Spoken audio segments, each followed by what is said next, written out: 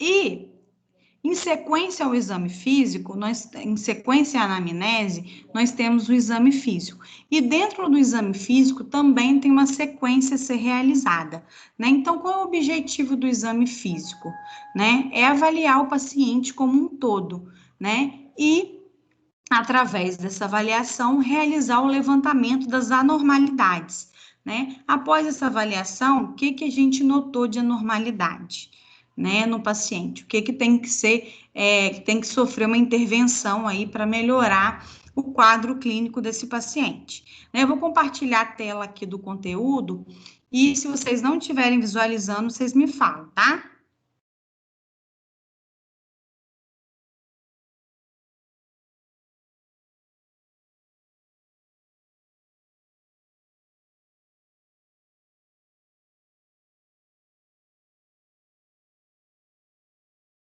Vocês estão vendo, pessoal, a tela?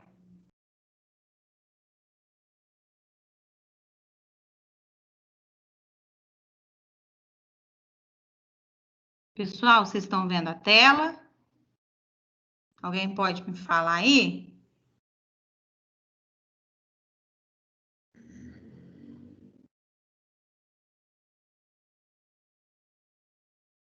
Vocês estão vendo a tela?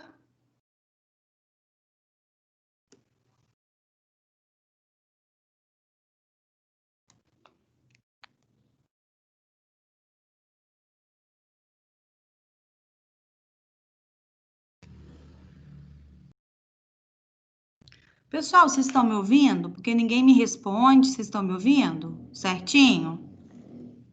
Eu estou vendo e estou ouvindo também. Então tá. Quando eu perguntar, vocês me sinalizem, porque dá a impressão que eu não, né, vocês não estão ouvindo. Então, a nossa aula de hoje, ela vai se atentar aí peraí. Ela vai se atentar para os métodos propedêuticos e as manobras específicas para realizar uma avaliação, né? Então, a gente são essas duas propostas, né, para a aula de hoje.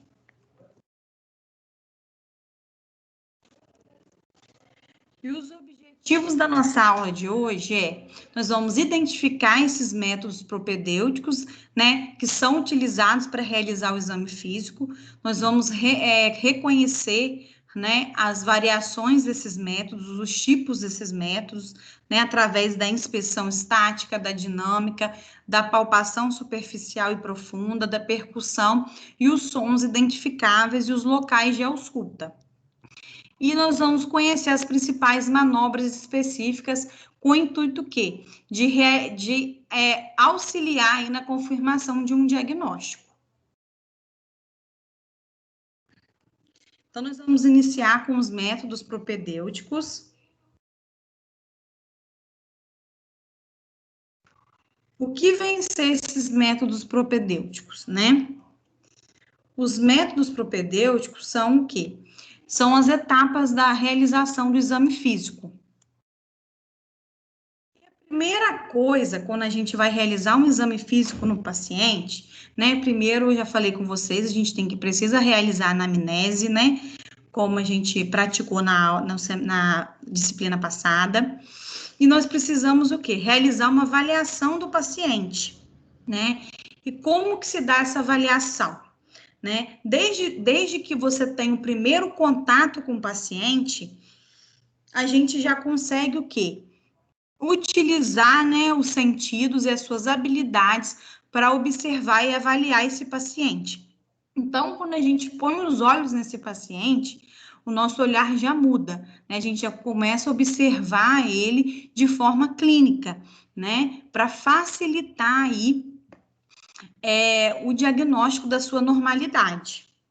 Né? Então, você vai observar a mobilidade, se esse paciente chegou até você andando, ou se ele chegou até você, né, de cadeira de roda, ou ele chegou até você mancando, com dificuldades de se locomover, o seu comportamento, se ele está com um comportamento agressivo, ou ele está com um comportamento muito calado, né? A estrutura corporal. Porque através da estrutura corporal, a gente também consegue observar aí algumas doenças, né, de acordo com a estrutura, com o biotipo da pessoa. Né? Então, a gente deve a todo momento estar observando esses detalhes, que isso faz com que cresça também a nossa visão em relação a isso e facilita também na hora do diagnóstico.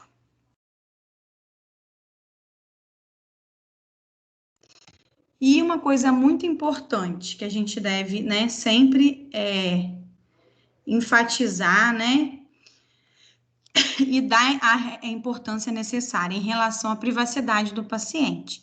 Né? Então, a gente, ao realizar esse exame físico, a gente primeiro tem que observar ao nosso redor se a gente tem estrutura para realizar. Né? Então, como que a gente vai fazer esse exame físico com outras pessoas olhando, né? Em um local que não proporciona privacidade. Então, a gente também precisa observar o ambiente. Explicar os procedimentos que vão ser realizados. A gente não vai chegar para o paciente, né, e vai colocando a mão nele, né, sem primeiro explicar o que você vai estar fazendo, porque também é uma invasão de privacidade e uma falta de respeito, né? E o exame físico, como que se dá esse exame físico? Né? A gente sempre realiza o exame físico no sentido céfalo-caudal. Aqui tá céfalo-podal, mas também a gente pode falar céfalo-caudal. São as duas nomenclaturas que estão corretas para a gente poder utilizar. O que é céfalo-caudal ou céfalo-podal? A gente sempre avalia o paciente, realiza o exame começando da cabeça até os pés. Então, a gente sempre começa da cabeça. Né? A gente não vai por partes, né? Primeiro eu vou na barriga, depois eu vou na perna, eu volto no ombro, vou para a cabeça, depois vou para o pé. A gente tem uma sequência exata para poder fazer uma sequência correta.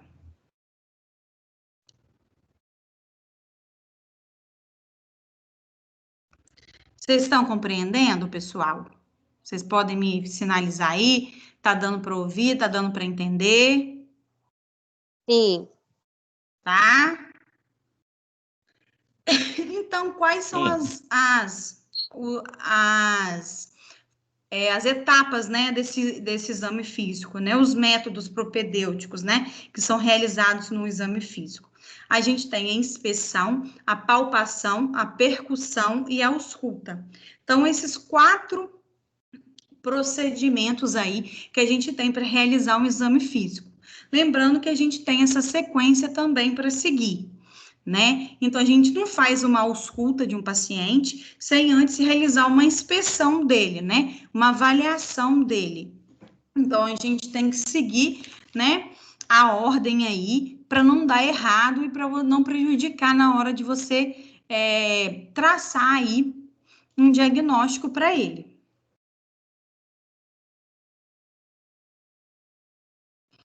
Nosso primeiro método, né, é o método de palpação. De palpação não, pessoal, desculpa, de inspeção, né, a nossa primeira etapa. Então, como eu falei, a gente vai utilizar também um pouquinho na inspeção a avaliação, né, que a gente vai observar o estado geral do paciente, né, avaliando as partes do corpo através de uma observação. Por quê? Né? Também o que isso facilita para a gente? Em muitos casos, o que acontece? Né? Às vezes a pessoa tem sinais de maus tratos, né, idosos, e aí a gente precisa, né, não só olhar de forma clínica, né, o fator físico, mas também a gente tendo essa observação geral do paciente, a gente consegue também levantar uma série de coisas aí que vai nos ajudar na avaliação dele. Né? Então, a gente deve realizar uma inspeção completa, né, de todo o corpo, né? A gente não pode olhar o paciente de forma fragmentada, né? Ah, ele chegou com reclamação no pé, eu vou olhar somente o pé. Não, essa inspeção, ela tem que ser completa, né? De forma céfalo-caudal. Então, a gente tem que observar todo o corpo do paciente.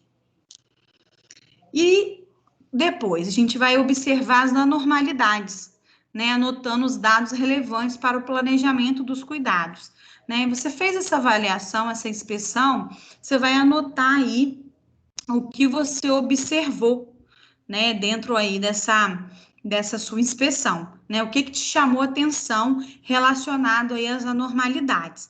O que a gente observou, inspecionou e tá tudo ok, a gente não precisa de colocar, né? A gente vai colocar somente o que a gente achou de anormal, né? E manter sempre uma boa iluminação. Então, a gente precisa observar o local que a gente está fazendo isso, né? Se está proporcionando a privacidade, se é um local bem iluminado, que te propicia também realizar esse tipo de avaliação. Até aí, vocês entenderam? Entenderam, pessoal? Sim. Posso ir passando?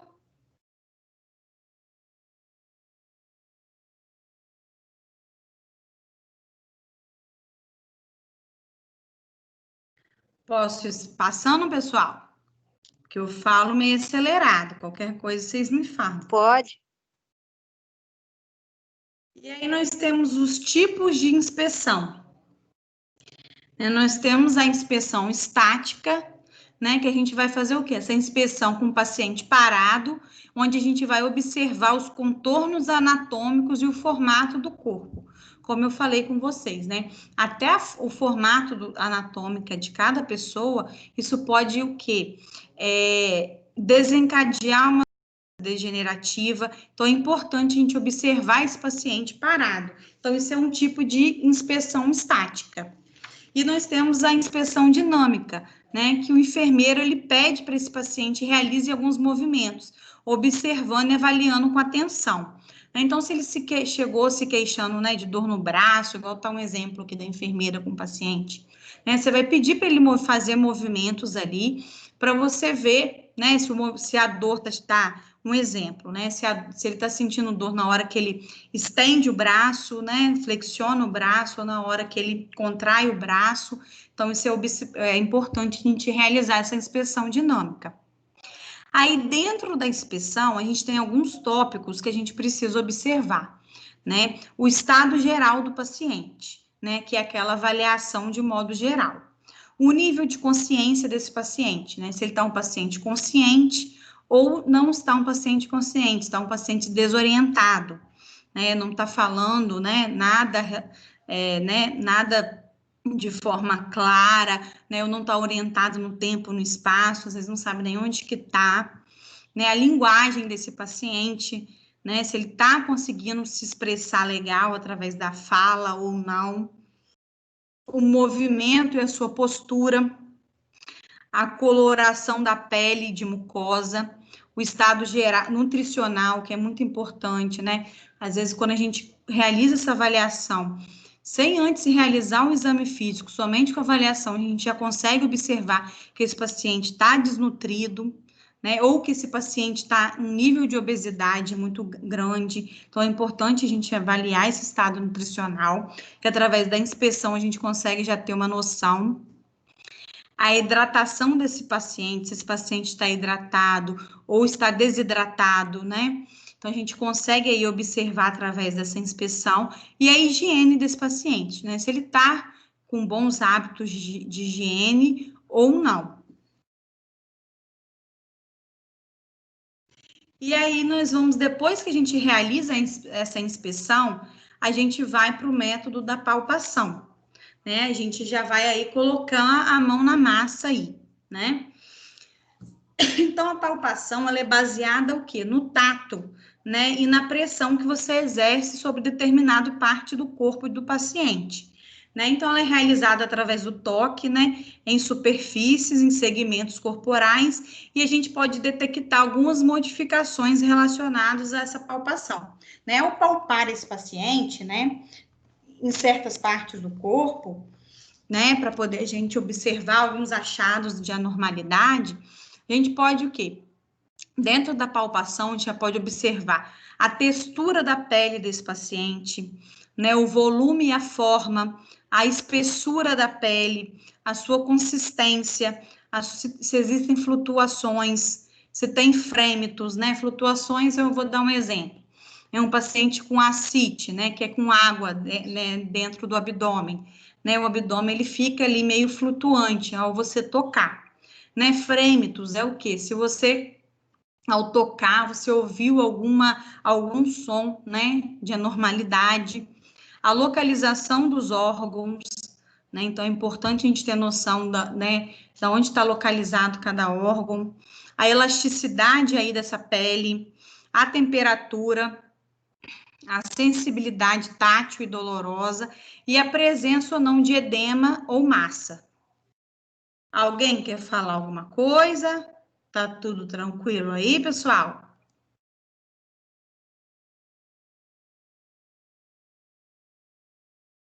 Tá, pessoal? Tudo tranquilo?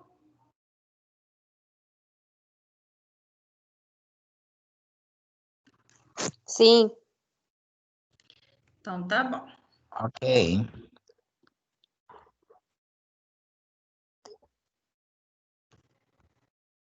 E essa palpação, ela pode ser superficial, né? Você tocar mesmo superficial aí no corpo do paciente ou de forma profunda, né? Dependendo do que você vai avaliar, você tem aí essas duas diferenças aí, né? Tem certos casos que você só com a palpação superficial você consegue, né? Atingir o seu objetivo e às vezes não, às vezes você precisa realizar uma palpação mais profunda, também dependendo da localização do órgão que você quer avaliar. E aí o enfermeiro, né, ele realiza essa palpação superficial, a gente realiza essa palpação, né, deprimindo a pele de 1 a 2 centímetros, né? A gente vai palpar mais ou menos no nível de profundidade de 1 a 2 centímetros, né, com as mãos e em seguida profundamente deprimindo a pele de 3 a 5 centímetros, né, fazendo uma pressão, né, com o objetivo de sentir massas ou órgãos em seu tamanho, simetria, mobilidade e forma. Então, através dessa palpação, né, superficial e profunda, a gente consegue aí delimitar, né, se o órgão que a gente está avaliando, ele está aumentado, né, ou diminuiu, né, a simetria, se ele está, né, na localização correta, ou a sua mobilidade e a sua forma. A gente consegue aí delimitar isso aí através da palpação profunda.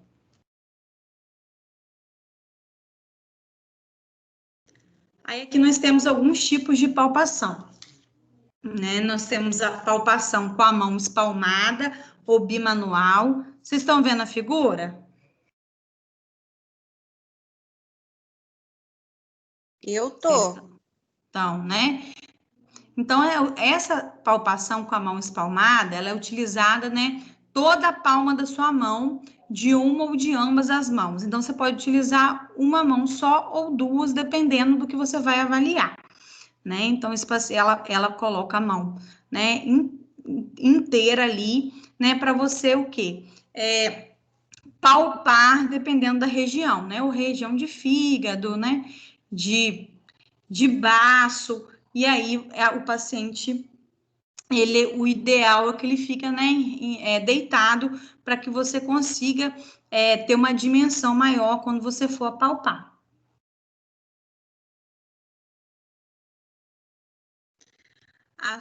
Tem a palpação também com as mãos sobrepostas, né, que utiliza ambas as mãos e uma sobre a outra, né? Quando você precisa realizar uma palpação mais profunda, então você precisa de um pouco mais de força, e aí você pode utilizar as duas mãos, uma em cima da outra, para palpar ali aonde que você quer examinar. Temos a palpação com a mão espalmada, né, que utiliza somente a polpa das digitais, né, e a parte ventral dos dedos. Essa palpação ela é muito utilizada quando o enfermeiro ele vai realizar a palpação das mamas, né, quando vai realizar aí o exame físico das mamas, que é muito utilizado na realização de preventivo, né? Que antes da gente fazer a coleta em si do preventivo, a gente precisa inspecionar as mamas e realizar a palpação para ver se a gente não encontra nenhum nódulo, nenhuma massa. Então, é muito utilizado aí as polpas digitais, né? A ponta, né, dos dedos aí, onde tem uma sensibilidade maior para a gente conseguir delimitar aí se a gente, né, algum achado em relação a nódulo, alguma massa.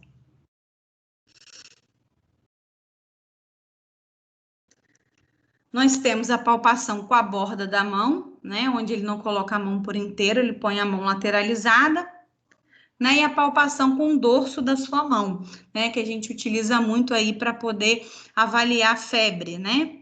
Estado febril.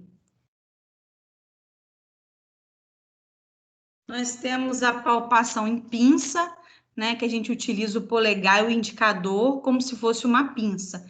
Isso a gente utiliza muito né, quando a gente tem ali, igual na primeira figura, um tipo de pinta, né, como se fosse uma pinta, então ela é minuciosa, então a gente utiliza aí essa pinça para poder ter uma sensibilidade maior na hora de visualizar, e a gente utiliza muito essa palpação em pinça para avaliar estado nutricional, né, estado de desidratação.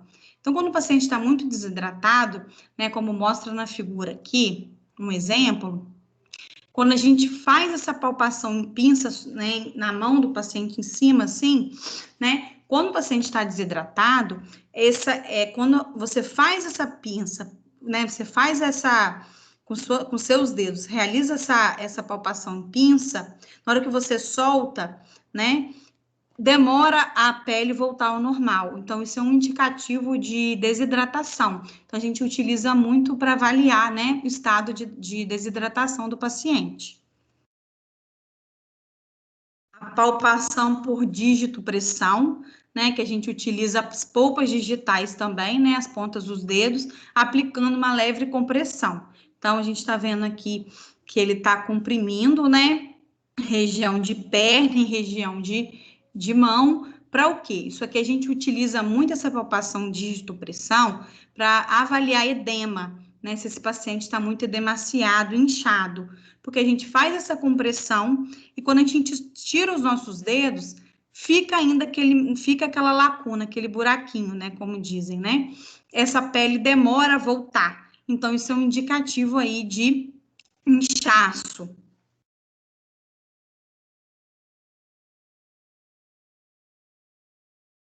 Pessoal, vocês estão compreendendo? Sim, estou sim, Mara. Sim. Tá legal? Tá bom? Tô Tá falando ótimo. devagar? Tá dando para entender direitinho. Então tá, porque eu sou ligado nos 220. Tá bom. E aí, pessoal, a gente encerrou, né? A gente falou sobre a palpação e agora a gente vai falar sobre a percussão, né? Então é bom a gente recordar, né? As etapas. A gente fez a avaliação do paciente, a gente realizou a inspeção, né? Que são um dos métodos propedêuticos. A gente realizou a palpação e agora a gente vai realizar a percussão. Então, a percussão, ela é utilizado, pode ser utilizado tanto, né, em forma de tato, né, você tocando no paciente, e da sua audição. Então, para provocar e ouvir os sons, né, a gente utiliza de golpes leves, né, planejados e articulados, né, e direcionados para quê? Qual que é o objetivo da gente o quê? Realizar esse tato e realizar ligeiros toques em cima aí do como está mostrando a imagem que a gente está vendo aqui, sobre os dedos para o quê? Você ouvir sons, né? Esses sons podem ser normais ou anormais. Então, o objetivo da percussão, ela nos auxilia a delimitar os órgãos, né? O seu tamanho, a sua consistência, o seu limite, nos ajuda a detectar, né, a presença de líquido ou ar em determinados órgãos, né, em regiões aí do nosso corpo, e ela tem, a gente tem a finalidade também de perceber formações fibrosas ou teciduais. Né? Então, a gente utiliza os sons, né, são sons produzidos devido a uma leve batida, né, em uma determinada região do corpo, que tem como objetivo identificar algum som de sensibilidade diferente. Aí nós temos os tipos de percussão.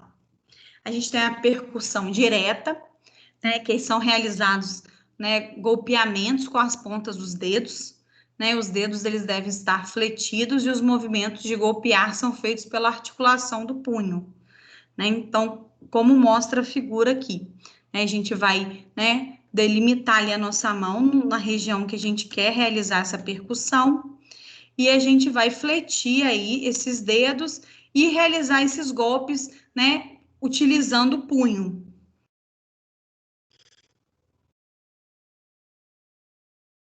Nós temos a percussão dígito-digital, né? Como eu falei anteriormente, ela é muito utilizada, ela é uma das mais utilizadas, né? Que a gente realiza, né? Como tá falando aqui, pessoal, golpeamento, não são assim, batidas fortes, não, tá? Para machucar, nada disso. Né? Então, a gente só realiza o que? A gente posiciona nossas mãos e sobre nosso dedo, a gente vai o quê? Com a outra mão, com o outro dedo, a gente vai dar ligeiros toques, né, naquela região, para o quê? Para auscultar alguma normalidade, né? Então, é realizado esse golpeamento com o dedo médio ou com o indicador, né, de uma das mãos na superfície dorsal da segunda falange do dedo médio da outra mão, que encontra-se espalmada e apoiada. E essa movimentação ocorre apenas na articulação do punho, né? Então, a gente utiliza o quê? Da mão parada, né? A gente só articula ali o punho e realiza esses pequenos golpes sobre o dedo.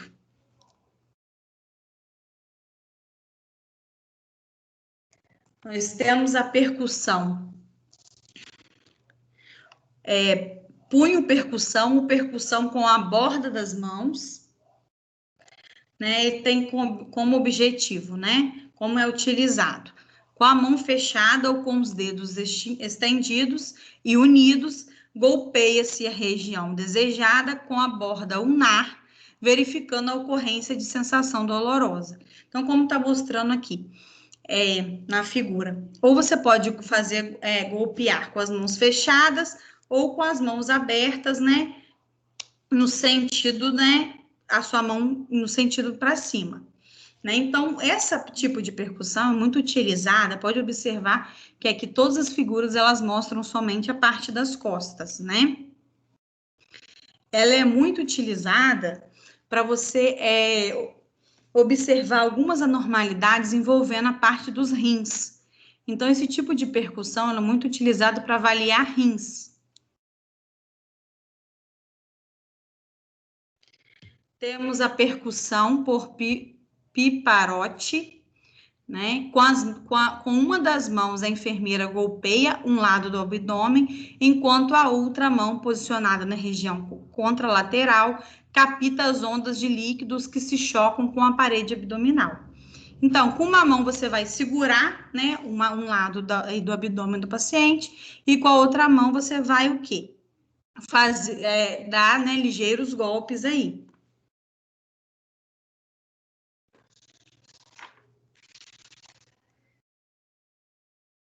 E nós temos os sons, temos alguns sons de percussão. Né, se vocês tiverem oportunidade, porque infelizmente, como eu falei, o vídeo, né, não está funcionando para a gente ouvir, puderem colocar no Google, né, sons de percussão para vocês conseguirem delimitar aí a diferença, né? Nós temos o som maciço, né, que ele transmite a sensação de resistência, né, que são regiões sólidas, então o nome já diz, já é um som mais maciço. Né? Temos o submaciço, que ocorre devido à presença de ar em quantidade restrita. Então, cada som, pessoal, ele delimita algum tipo de problema, né? Temos o som timpânico, que ele é encontrado em cavidades fechadas, recobertas por membranas flexíveis, que contêm um ar. E temos o som de percussão pulmonar, que é resultado de vibrações das vias aéreas transmitidas à parede torácica. E o que a gente deve observar, né, dentro de uma ausculta? A gente precisa observar a intensidade desse som, o tipo de tom né, que remete a esse som, a duração desse som e a qualidade desse som. Então, a gente utiliza, né, muito do estetoscópio para poder realizar aí essa diferenciação.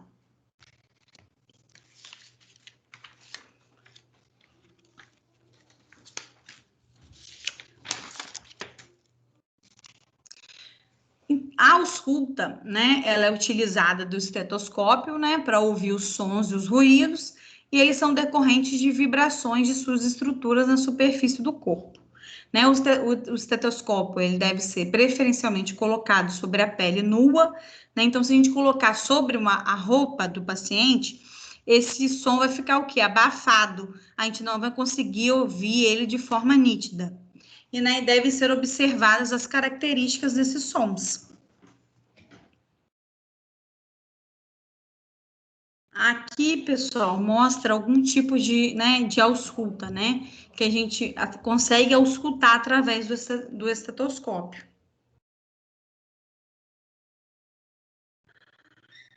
Através do estetoscópio, a gente consegue realizar uma escuta, né, cardíaca, né, que a gente vai o quê? Avaliar no corações as bolhas cardíacas, a gente consegue também auscultar os vasos em relação aos sopros, né? Dentro da parte de pulmão, a gente consegue auscultar os murmúrios vesiculares, e no estômago a gente consegue auscultar a peristalse, né? E no intestino os ruídos hidroaéreos. Então, através da ausculta, através do estetoscópio, a gente consegue ouvir aí, né, esses sons.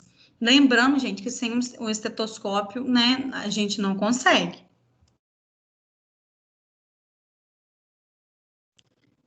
Pessoal, até aí vocês entenderam? Pessoal, vocês entenderam? A gente entendeu. Eu entendi, né? Tá tudo tranquilo, porque aqui a gente, né, a gente encerra essa parte de conceito, né, de inspeção, palpação, ausculta, né, e a gente agora vai adentrar nas manobras.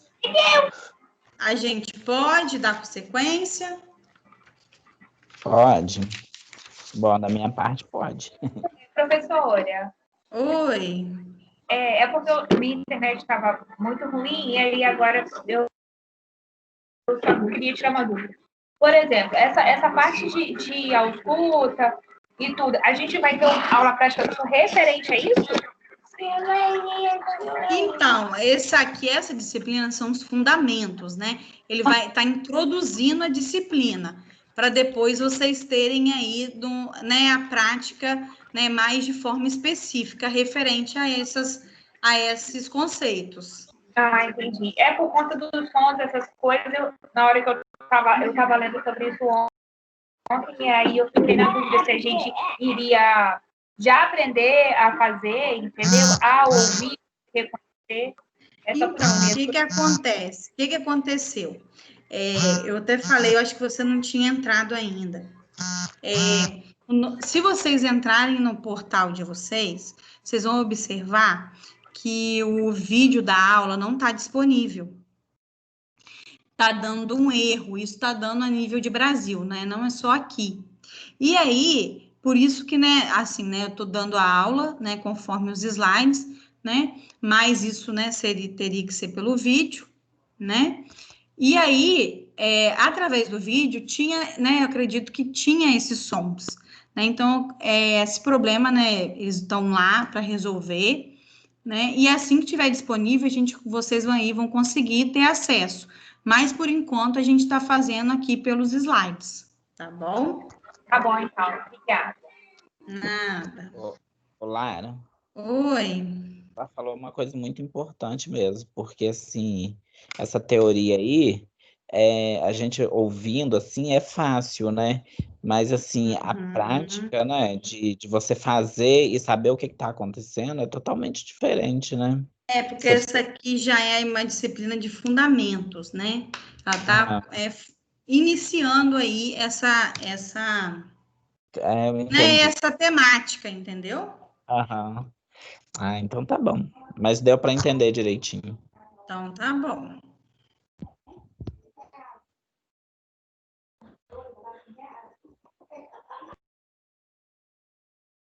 Então, pessoal, a gente falou um pouquinho, né, sobre aí os métodos propedêuticos, né? E agora a gente vai ingressar nas manobras. As manobras específicas de avaliação, né? Quais tipos de manobras que a gente consegue identificar alguns tipos de doença? Para o quê? Para auxiliar na confirmação aí do diagnóstico.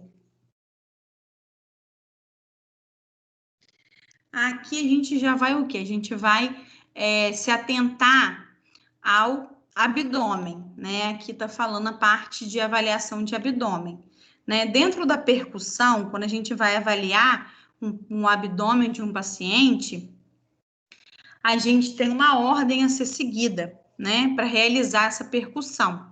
Então, a gente tem os sons, né? Que são os sons maciços, que são os órgãos que não contêm ar, né? E os sons timpânicos, que são órgãos cheios de ar. Então, a gente tem uma diferença, né?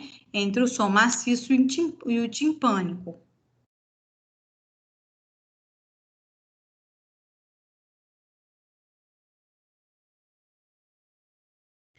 E aí, como que a gente avalia uma percussão de né? Avalia um abdômen? Como que a gente realiza a percussão de um abdômen? Né? Primeiro, a gente tem que dividir esse abdômen em quadrantes, né? A gente tem, né, o quadrante superior direito, o quadrante superior esquerdo, o quadrante inferior esquerdo e o quadrante inferior direito. Então, como que aqui a setinha ela já nos auxilia aí no direcionamento dessa percussão? Você vai realizar essa percussão iniciando do quadrante superior direito, né, indo para o quadrante superior esquerdo, descendo para o quadrante inferior esquerdo e, em sequência, o quadrante inferior direito. Né? Então, a gente precisa seguir essa sequência para dar certo, né, na hora de você realizar a percussão e ouvir os sons aí.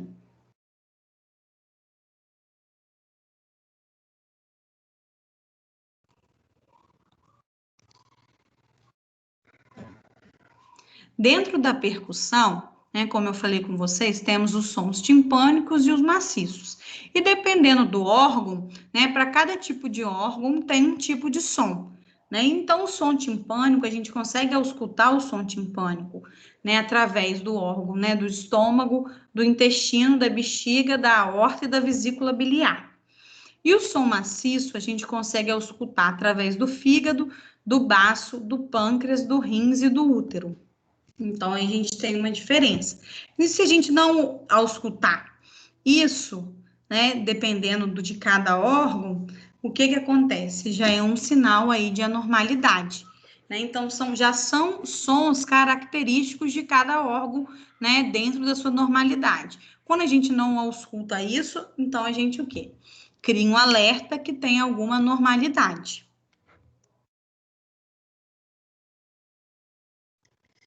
O que vem ser, né, a hepatimetria, né? Você vai realizar a avaliação do fígado, né? Então, de 6 a 12 centímetros da linha hemiclavicular, né? E de 4 a 8 centímetros da linha média external, né? Então, você consegue o quê? Para que existe a hepatimetria?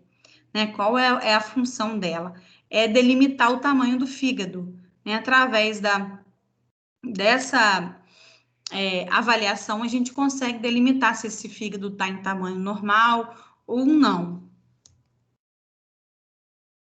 E aqui, pessoal, a gente, né, como eu falei, a gente vai para as manobras. Tem uma série de manobras que podem ser utilizadas, né, com o objetivo de facilitar o diagnóstico, né, e confirmar também o diagnóstico.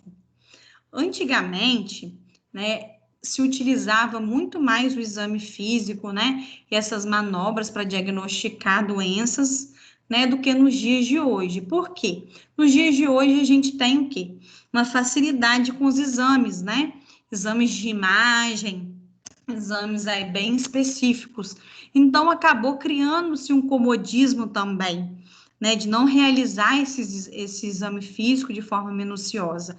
Então, é mais prático você solicitar um exame do que você perder um tempo realizando, né, esse exame. E muitas das vezes, Só através do exame físico você já consegue resolver e diagnosticar, né? Não há necessidade de realizar um gasto com exame para realizar certos tipos de diagnóstico.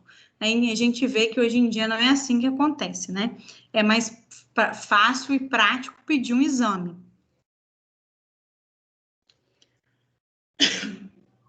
Nós temos a técnica, né, de Lemos-Torres, né, que ela é realizada a palpação do fígado, né, com uma mão o examinador utiliza a tração anterior, enquanto a outra ele palpa buscando a borda hepática. Né? Esse método ele é muito utilizado para você mensurar aí o tamanho do fígado, né, para ver se tem, né, alguma normalidade. A técnica de Mathieu, né? Com as mãos paralelas e os dedos em garra, o examinador ele vai avaliar desde a fossa ilíaca direita à borda inferior do fígado durante as inspirações. Então, é muito importante, pessoal, também a gente entender de anatomia, né? Se a gente não entender de anatomia, a gente também não consegue localizar, né, aonde está aí os órgãos, a localização dos órgãos para a gente realizar esses exames, né? Então, a gente precisa reconhecer a anatomia antes de qualquer coisa.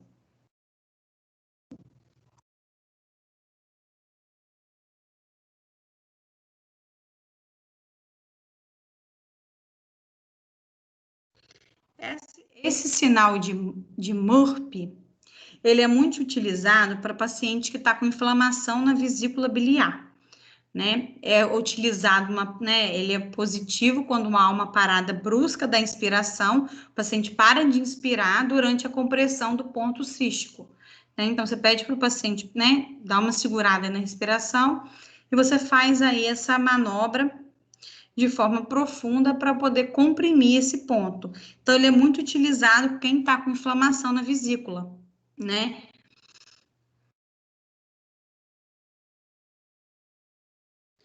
Sinal de Torres-Homem. Né? Ele é o aparecimento agudo da dor na região de projeção hepática durante a percussão dígito-digital leve.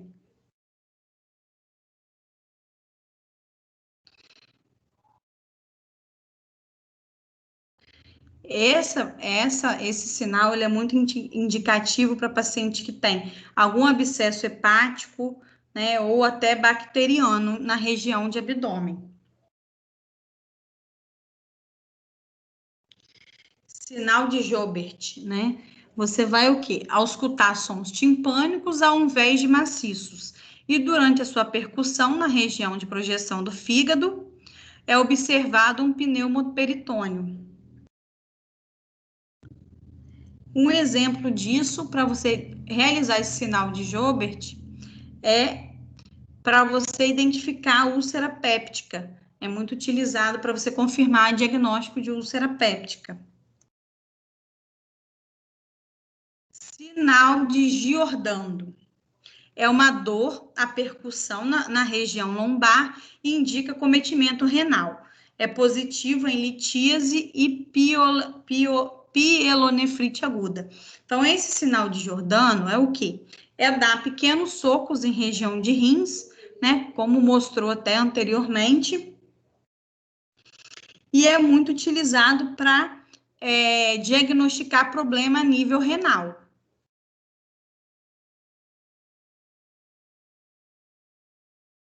Sinal de Bloomberg. É uma manobra na descompressão súbita que gera dor à descompressão. Indica uma irritação peritoneal. E é indicativo de apendicite. É realizado esse tipo de manobra para paciente que está com suspeito de apendicite. Quando o paciente está com suspeita de apendicite, só de você apertar na região, esse paciente já, né, ele já se queixa ali.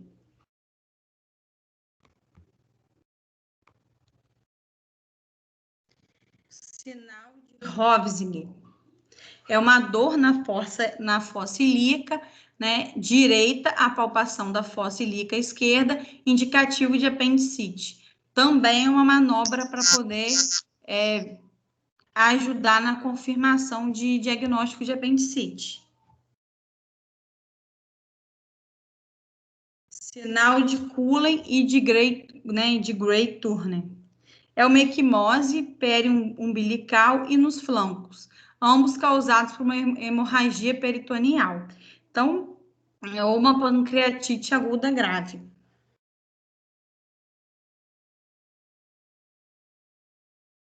Então, pessoal, só a foto, sem que até nem, né, tem certos casos aí, como está mostrando aqui na figura, que não há nem necessidade de realizar nenhum tipo de percussão. Só a sua avaliação, né, a olho nu, você já consegue observar aí, né, uma equimose de grande extensão nessa parte roxeada aí, nessa parte, né, na região umbilical, né, e nos flancos, e isso é indicativo de uma pancreatite aguda grave, né? Esse paciente já está, assim, bem grave. Para chegar a esse ponto aí, né, já se passou aí bastante tempo e essa inflamação, ela já está, né, bem avançada.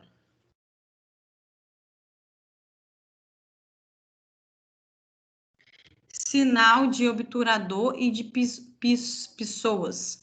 É uma dor na rotação interna da coxa fletida, dor na extensão passiva da articulação coxofemoral direita e ambos indicam apendicite. Também é um tipo de exame que é realizado para você confirmar diagnóstico de apendicite. Então, você vai fazer o quê? Você vai fazer movimento de rotação na perna do paciente, né, em sentido, né, para cima, tanto de forma lateralizada, jogando a perna do paciente para trás, para você o quê? Observar aí se esse paciente vai se queixar de dor, realizar esses movimentos. Então, se ele se queixar de dor, realizar esses movimentos, você já pode caracterizar como indicação, né, um indicativo de apendicite.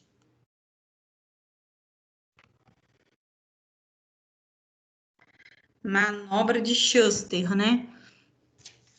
O paciente em decúbito lateral direito, com as pernas fletidas, o baço é palpável somente quando aumentado. Então, se esse baço tiver aumentado, você consegue palpar, você consegue diferenciar. Se esse baço não tiver aumentado, você não consegue palpar ele, nem sentir ele, né? Então, aí, só essa manobra, ela é bem simples. Se você colocou o paciente decúbito lateral direito e apalpou, né, o paciente em região de baço, você não sentiu, né, não conseguiu palpar o baço, é porque esse baço está, né, tamanho normal, ele não está aumentado. Classificação de Boyd. Essa classificação é de acordo com o tamanho do baço, né? Essa classificação é realizada somente para o baço, tá, pessoal? Né? Então, você vai o quê? Se você conseguiu apalpar o baço, você vai o quê? Você vai avaliar se está sob o rebordo costal, né? Se está logo abaixo do rebordo costal, se ele está até o plano horizontal, ao nível de cicatriz umbilical, ou se ele está palpável abaixo do plano horizontal, ao nível da cicatriz umbilical. Então, a gente consegue utilizar essas 4 aí avaliações de acordo com a posição do baço, né? Lembrando que, não fiquem desesperados, né? Se você não conseguiu apalpar o baço, é porque ele não está aumentado. Então, você não vai conseguir mesmo.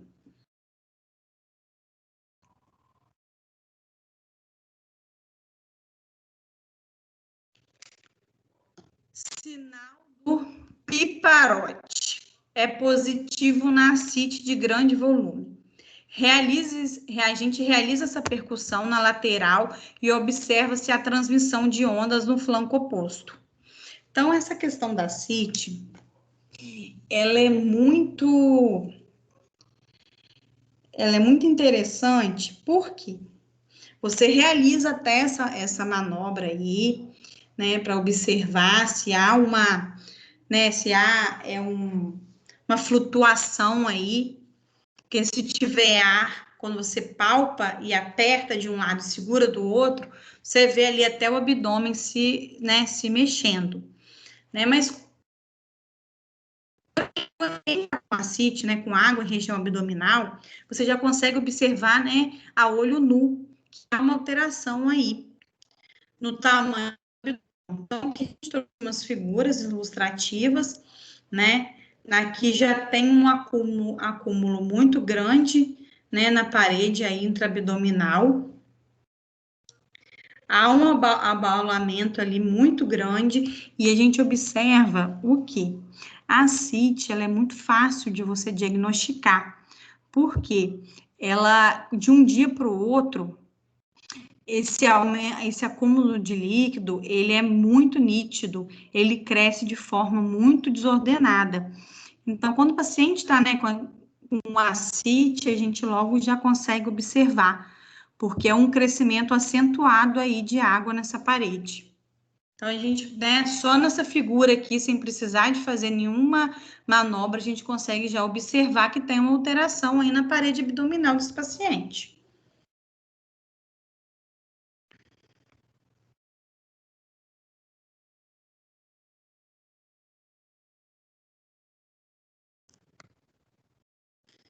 Pessoal, então, por último, né, a gente falou um pouquinho sobre a ascite, né? Então, na aula de hoje, a gente falou sobre o conceito, né, dos tipos as etapas, né, do exame físico, a gente falou sobre a inspeção, a gente falou sobre a palpação, a percussão e a ausculta, que são as etapas que a gente precisa seguir para realizar um exame físico de forma qualificada, né? E a gente falou um pouquinho sobre as manobras também, né? As manobras, o quê? Tem como objetivo auxiliar aí na confirmação do diagnóstico. Então, vale lembrar que cada manobra dessa, ela tem o objetivo de identificar uma doença, né? Um tipo de doença. Então, se você for fazer uma manobra dessa, né? Você tem que fazer uma manobra focado no tipo de doença que você quer, né, identificar. Né? Não adianta você fazer certas manobras vou dar um exemplo, para descobrir, você vai fazer uma manobra abdominal para descobrir algo relacionado ao cérebro, né? Vamos colocar assim, então não vai dar certo. Então, cada manobra dessa, ela tem um objetivo de identificar um tipo de doença, né? Não é uma manobra dessa que a gente vai conseguir, né, identificar aí vários tipos de doença. Então, cada uma tem a sua especificidade. E, assim, eu proponho que vocês o quê? Né, revejam isso aí e repliquem também isso em casa, façam, né, com alguém da casa de vocês, para poder, né, a gente ir praticando também, né, e assimilando as coisas que foram ditas, né, no dia de hoje. E aí eu queria, né, abrir agora para vocês, quiserem comentar alguma coisa, acrescentar alguma coisa, fazer alguma pergunta.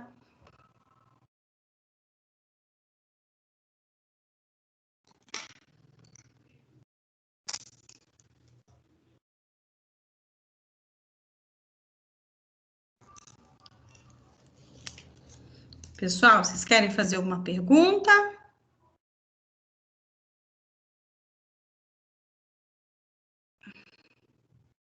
Não?